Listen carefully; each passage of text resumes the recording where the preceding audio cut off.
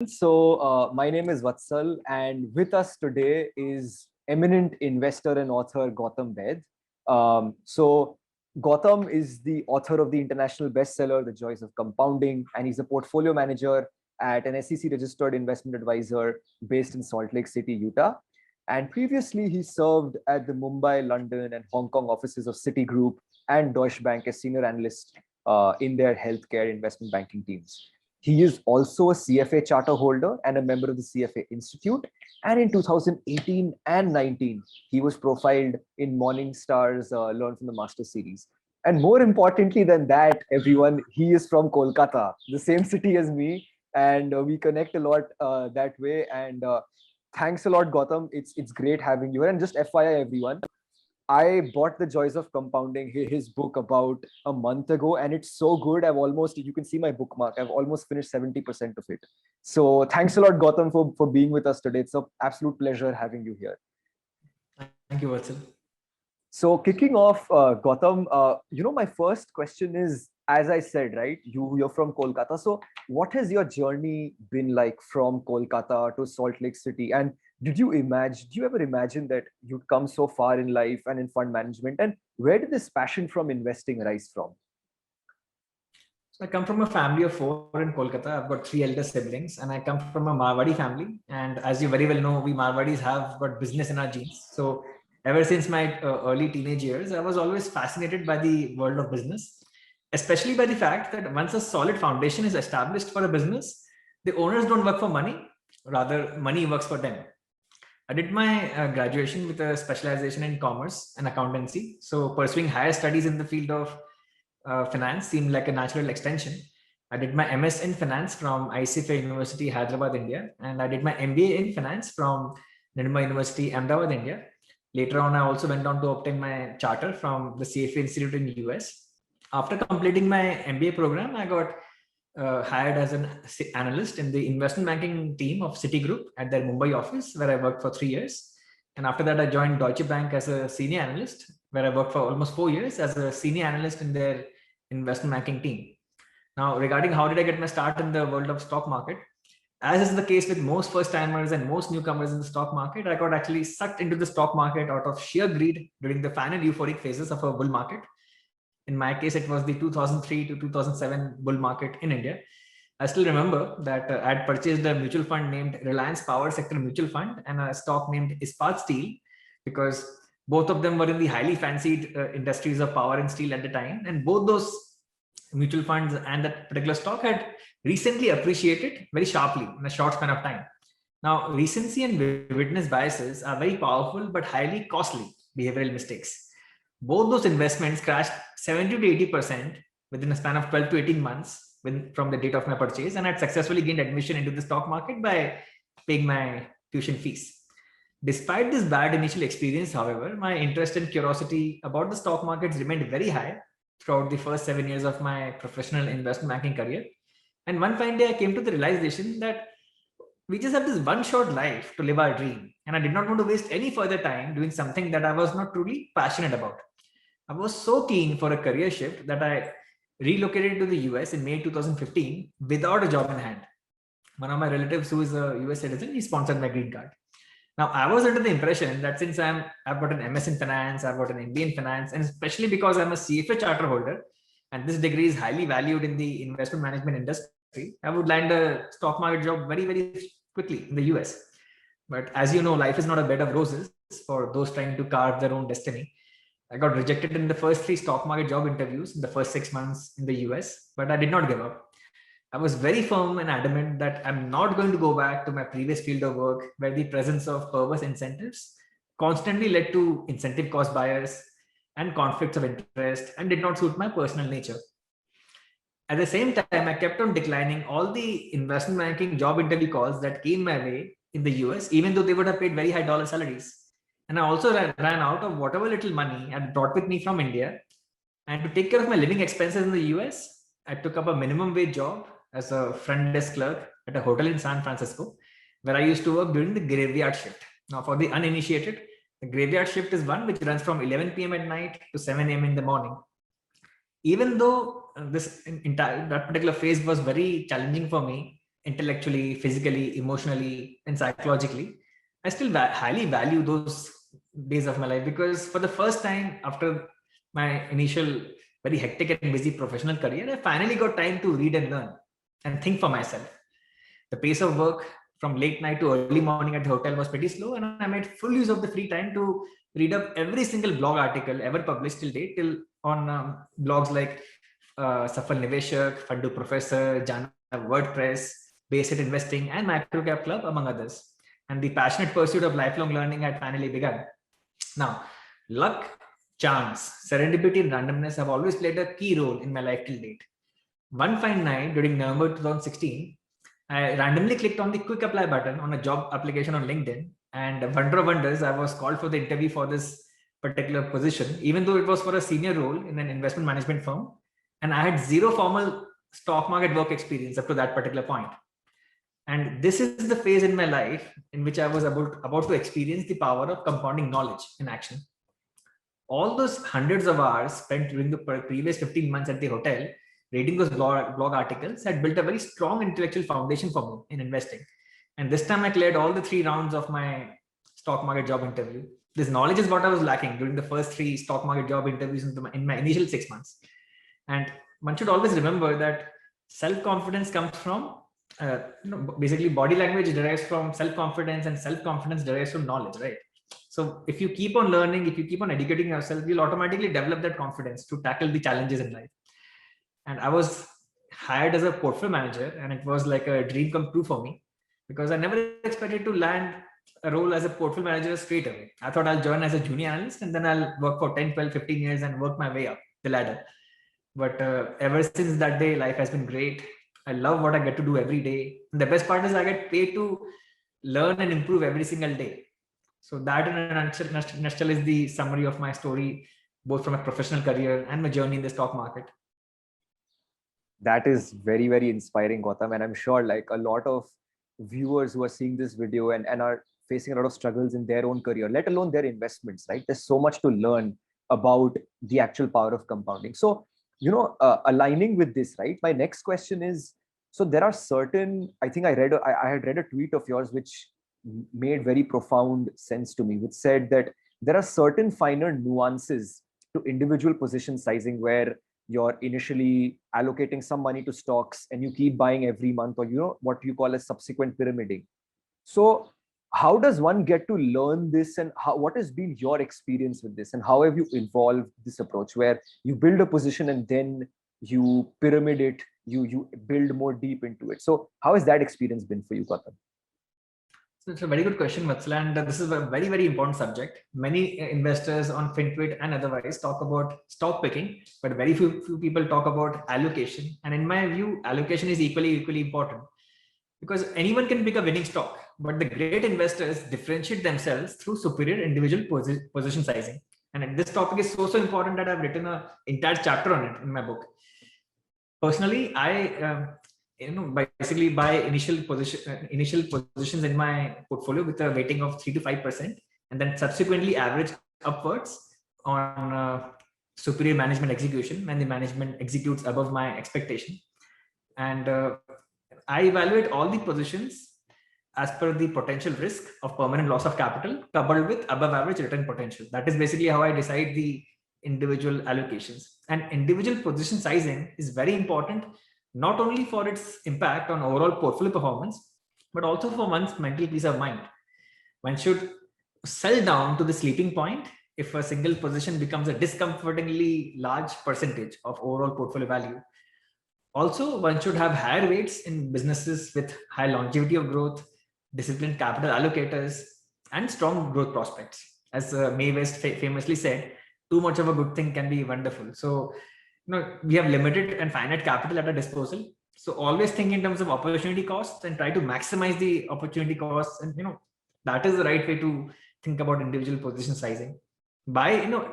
Also one change in my personal investing from initial years is, earlier I used to go all in on a position straight away, but now I start with an initial starter position, and then I let the management execute and I let the stock earn its high allocation. And that is how ideally it should be. You should let your highest allocations earn their high allocation through capital appreciation. I think that is, that way your portfolio naturally concentrates itself into the best and strongest companies. Yes, Gautam. So yeah, so I think two things that really made a lot of sense was, first, you said you want companies where there's no permanent loss of capital, but at the same time you have above average returns, and at the same time you want to let the management earn your portfolio allocation in that stock. So I think that's a great way to think about it. I'll add one more point here. So Joel Greenblatt has very famously said that my biggest positions are not the ones on which I think I'm going to make the most money. My biggest positions are the ones on which I think I'm not going to lose any money. That is the way, investors tend to, as you mature as an investor, you start to think about return of capital instead of focusing only on return on capital, because survival and longevity is the key to compounding, right? So many investors start off very well they experience a few bull markets, but then they wear out in a bear market. That is the thing which is to be avoided. Long-term sustainability has to be the prime focus, because if you really want to excel at this particular game, because earning 100% CAGR for 2, 3, 4 years is commendable, but earning 20% CAGR for 50, 60, 70 years is what makes a Warren Buffett. He played the game for the longest time and he became the biggest winner. So focus on longevity and survival above all else. Like Peter Bernstein very famously said, survival is the only way to riches. That is a very deep statement. Focus on that, because chasing quick money will not get you too far in this particular business. So I think those are golden words, right? Given that so many new investors have flocked into the Indian stock market and the US stock markets, right? So I think they can take a lot from that. So moving on to the next question, right? So personally for you, how has your investing journey evolved over the years, right? So like when you were an investment banking analyst and then you became a portfolio manager, and currently, right, over the years, how has it evolved, and what core sets of ideas did you start off with, and how have you inculcated new things in your investing mindset as you've started to learn new things? My personal investment opportunity set has significantly expanded over the years with time and experience in the market. Initially, it was restricted to low price to earning and low price to book stocks, the typical Benjamin Graham net and cigar butts. Then it moved to buying high quality businesses at fair to expensive valuations. But now it covers multiple areas of the investment universe, including cyclicals, commodities, deep value, spin-offs, and even turnaround situations, which are indicated by slow and gradual improvements in their balance sheet, working capital, margins, or a turnaround in their industry dynamics.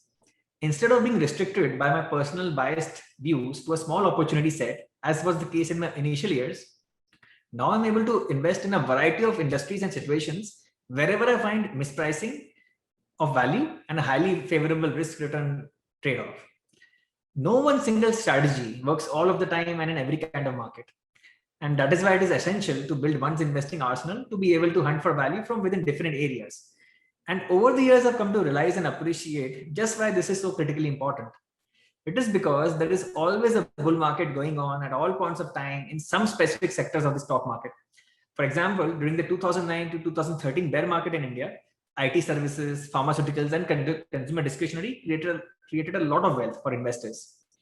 New trends always emerge during a bear market, and that is why investors should keep their eyes and ears open during a bear market to observe which stocks and sectors are hitting fresh all-time highs, because generally those stocks and sectors tend to lead the next bull run. So the market itself will tell you where the earnings growth is going to come next, and that happens during sharp corrections or during bear markets. And most newbies or novice investors during those bear markets and market falls are busy averaging downs on their sins or the previous winners of the previous bull market, wherein you should actually, the previous trend is over, the previous cycle is over. Now it is time to go to the next cycle, and the market itself will tell you where the next cycle is, where the next big set of winners are going to come from. You need to respect the market wisdom and then start your fundamental research from there. Yeah, as they say, right, the market is a voting machine, right? So you have to follow what the market is in fact telling you. So Gautam, moving on to this, right? So a lot of investors especially get a lot of confusion on how much to diversify and what kind of portfolio churn should one have. So I think let's address diversification first as the first part of this question. So, having more stocks implies that you are diversified, but your returns also get correlated to the broader index. While concentrating your portfolio to just 4 or 5 stocks can be risky but very rewarding. So what has your experience been with diversification? Let me answer this diversification versus concentration debate by simply stating that the primary focus of an investment operation is to put together a portfolio that is best suited to meet the personal life goals and financial needs of an individual. The only benchmark that an investor should care about is whether he is on track to reach the financial goals that he set up his portfolio to achieve in the first place. Never bet your entire capital on a single stock or sector. And even if you're holding stocks from different industries, diversify thoughtfully to ensure that not all of them are vulnerable to the cascading impact from one single event or risk factor, like all of them having operations in one single city or state or any other common risk concentration factors. So basically that is, this question of diversification and concentration is very personal. Do basically what suits you as an individual. How much volatility can you live with? If you basically hold a larger number of stocks, your returns will be diluted, but your stress adjusted returns will go up more. So it's about you. How much volatility can you handle? The more concentrated the portfolio, the higher will be the degree of volatility. But if you're a true value investor, then for you, risk does not mean volatility. Risk simply means loss of purchasing power due to inflation or loss of permanent loss of capital. These are the only two risks which are actually true risks in your view. So you have to just understand yourself as an individual investor and then structure your portfolio accordingly. Just put together a concentrated yet diverse portfolio in terms of risk exposures. That is important. You can be concentrated, but make sure that all the stocks, or at least a large percentage of the stocks are not correlated to each other in terms of common risk factors. That is, how I would address the question of diversification versus concentration. Very well said. I think you hit the nail, right? Like stress adjusted returns basically determines like what your preferences for diversification are. Yes, like in my initial years, I used to run a very concentrated portfolio, 5-6 stocks only, because that time I was trying to just maximize my CAGR, right? But as the portfolio size has become bigger and larger over the years, now I'm more focused on preservation of capital along with steady growth. So now I run a more diverse portfolio of 25 to 30 positions.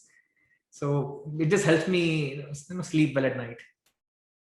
Yeah, makes sense. And then part 2 of this question, which I really wanted to ask was, what is your take on portfolio churn? Because one thing about the index is that the index increases the weight of the winner. So supposing like an HDFC or an HDFC Bank, just to take a very India-specific example, their weights have considerably increased over the years. Whereas typical fund managers or hedge funds, they keep cutting stocks which go above a certain weightage. So how much should investors churn their portfolio? And what has your learning and experience been from that? So the answer basically lies in the very first answer at the beginning of this interview, where I said that let your biggest winners and largest allocations earn their highest allocation, right? And sell down to the sleeping point if any particular position becomes a discomfortingly large percentage of your overall portfolio value. Basically just sell down to the sleeping point. Just ensure that all the allocations you're holding let you sleep well at night. So again, initially the positions will become larger through capital appreciation, and once they become a discomfortingly larger position than what you're comfortable holding, that is when you can think of trimming. But in most cases, great businesses are very rare, so it does not make sense to trim them. But at the end of the day, investing is a personal endeavor. So if it makes your stomach churn, then trim it slightly, but avoid selling out of it completely, because history tells us that the winners keep on winning, and those great businesses tend to keep surprising on the upside year after year. And great managements, they tend to find adjacent areas and newer adjacencies into which they diversify, which is related to the core business, and they end up creating new sources of value. So that is why you should keep simply open yourself up to serendipity and not sell out of great businesses. At least that's what I do. One more very important point is that sometimes in a market, I'll give you an example from a market like India, where great businesses are very rare, very limited. So there the concept of demand supply dynamics takes over, and many of the great businesses get bid up to crazy exorbitant valuations. Within those highly valued businesses, there are two categories. Suppose you get a stock at a P of 80, 90 or 100, which is growing at 15-20%, which is the case in certain consumer companies in India. that is when I would basically advise to get out of the position. But there are certain smaller companies in India which are getting valued at a trailing PE of 70, 80, 90 or 100 times, but which are growing their earnings at 60, 70%. If you want to pay top dollar in terms of valuations, pay top dollar for top growth. Then you don't need to trim or sell out of that position. So this is a very finer nuance, which you have to understand, that if you have to pay top dollar, pay it for top growth. Otherwise, get out of the position and get into a better risk reward opportunity. But if a management is executing constantly, what I've seen is these bull market leading stocks are the ones which have the highest growth, and they tend to keep on getting revalued upwards in terms of valuations till the very end of the bull run. So generally it ends up being a mistake to sell them too early. And the maximum capital appreciation in a bull market stock happens near the very end. That is when you see those bull market stocks doubling or trebling in a couple of matter of just 2-3 months. That is when you know, okay, now that the bull market is almost about to come to an end for this particular industry or set of stocks. So all these finer nuances you get to observe and recognize with experience. I think viewers, like the last 3-4 minutes that Gautam has said is so much of profound knowledge diluted over like so many years. I can just feel it. Like myself, like he touched on so many core parts. So I would say rewind like these last 4 minutes and listen to them again, because I think he's touched on a lot of nuances of investing. So Gautam, then moving on to the next question, I want to get more on your book. So what made you want to write The Joys of Compounding? It's a great book, has done exceedingly well, but I want to know the initial journey of it and what sparked your interest in writing this book. So my life epitomizes Isaac Newton saying, if I've seen further, it is by standing upon the shoulders of giants. The Joys of Compounding is my heartfelt tribute to all my teachers who helped me achieve financial independence, become a better and wiser person, and embark on the path to a fulfilling and meaningful life. Writing about and sharing my life's biggest learnings was my way of giving back to the investing community, from whom I've gotten to learn so much over the years. And our goodwill compounds when we share with others. And we should act as a funnel of knowledge, not a sponge. As Charlie Munger so beautifully put it, the best thing a human being can do is to help another human being know more. In life, the winners also lose occasionally, Vatsal, but those who help others win can never lose. So always help others rise. That is how goodwill compounds over time. In the first chapter of the book, I write that today, after having successfully achieved financial freedom through my passionate pursuit of lifelong learning, I'm a better investor because I'm a lifelong learner, and I'm a better lifelong learner because I'm an investor. The learnings emphasized throughout the book power the lifelong compounding journey of a value investor. At the same time, the learnings are not restricted to only about investing. This is because compounding does not apply only to money. Social and intellectual capital also compound. Investing in yourself, in your relationships, and in your understanding of the world pays massive dividends over time. And all the great things in life come from compounding. This is what sparked my interest in the subject matter. And that's why in the book I've written about compounding positive thoughts, compounding good health, compounding good habits, compounding wealth, compounding knowledge, and compounding goodwill. So that is the background for choosing compounding as the subject matter. No, absolutely. I mean, I think that's what a lot of people don't realize, is that it's not just your stock portfolio that compounds. It's exactly like good deeds, good knowledge, good habits, and good health, which also compound, and which you beautifully laid out in the book. Yeah. So moving on then, Gautam. So this is more again on the investing side. So how do you incorporate like checklists in the investing process, and how do they help you make higher quality decisions? And without taking names, of course, could you share an example where this process has helped you a lot? A prudent investor never purchases part ownership in a business without conducting the necessary due diligence. So study the company and its competitors, both listed and unlisted, from the company website, filings, and information on the internet. Read the last 10 years of annual reports, proxy statements, notes and schedules to the financial statements, and management discussion and analysis sections, within which you should check for changes in management tone and changes in industry outlook. And after that, you should also observe the recent trends in insider shareholding.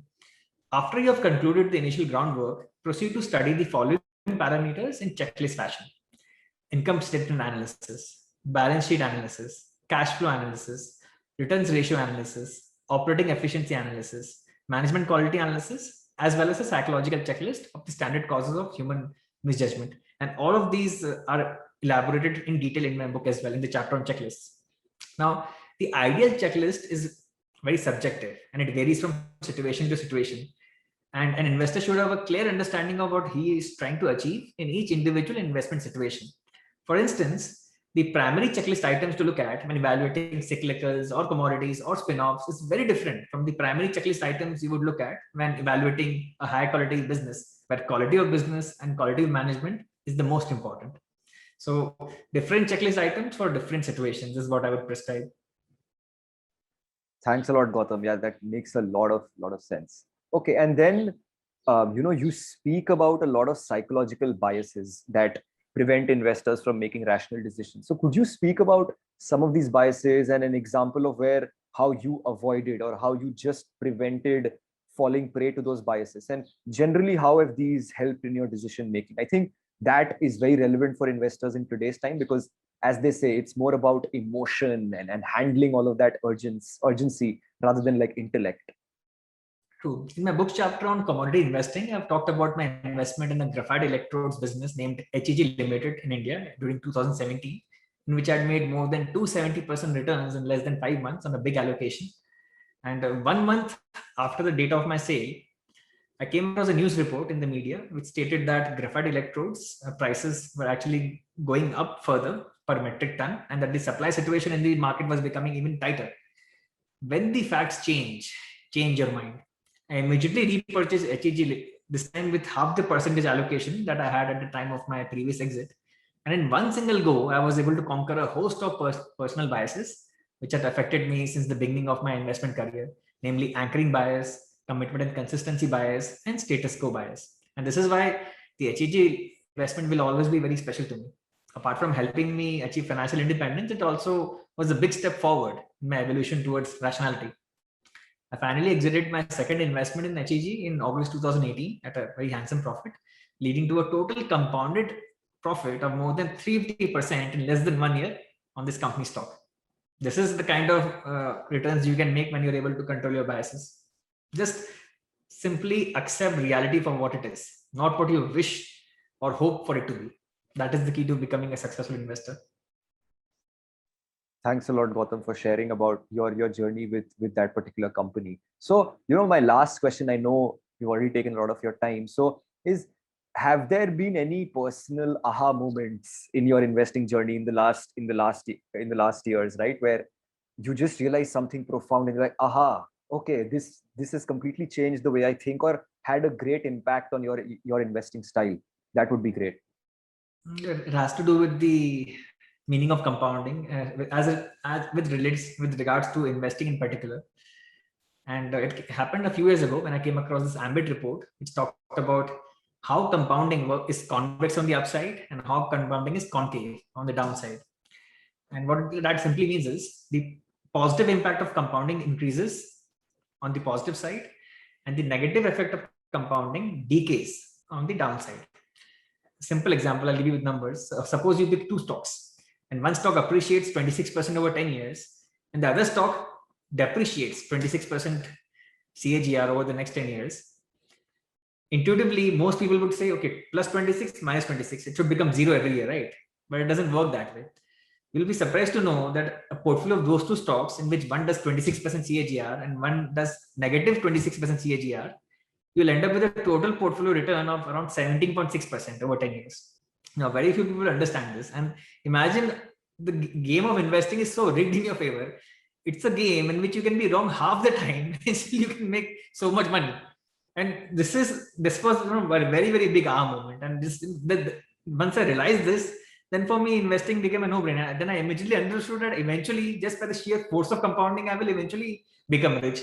All that I have to do is avoid the deadly mistakes along the way, which can get me killed, and not act too greedy. And the force of and this particular convex versus concave property of compounding will take care of the rest.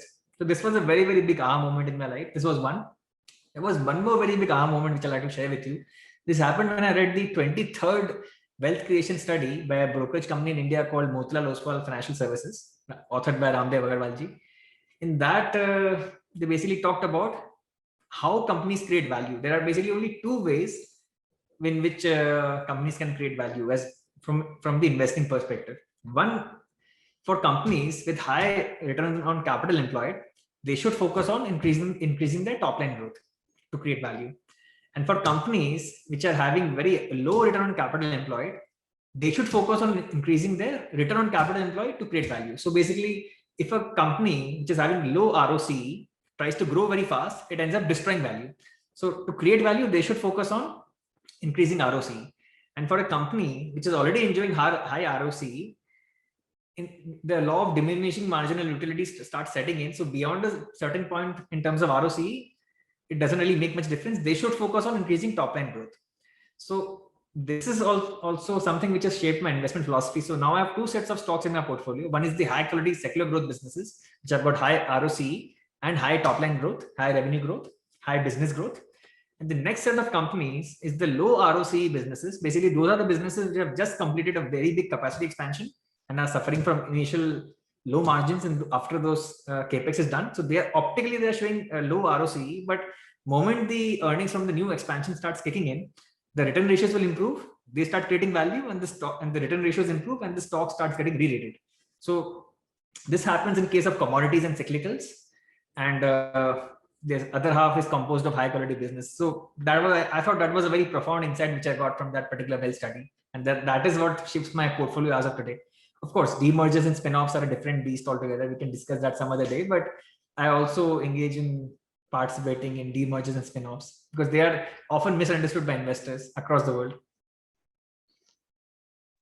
Thank you, Gautam. I think these two aha moments, I think if a lot of investors do realize this, they will actually have a much easier and much stress-free investing journey. So Gautam, thanks a lot for your time. I know you're very busy and you have a lot of commitments, but truly, I think this was this was a great learning experience, not just for viewers, but also for me. I learned a lot. And viewers, please, if you can, it's a great book. You should definitely get a copy of this. And I've already read 70% of it. It's that engaging and catching. So thanks a lot, Gautam, for your time, and wish you well. And I keep engaging with your Twitter feed and with you. Thanks a lot, Gautam. Thank you, Vatsal. It was a pleasure.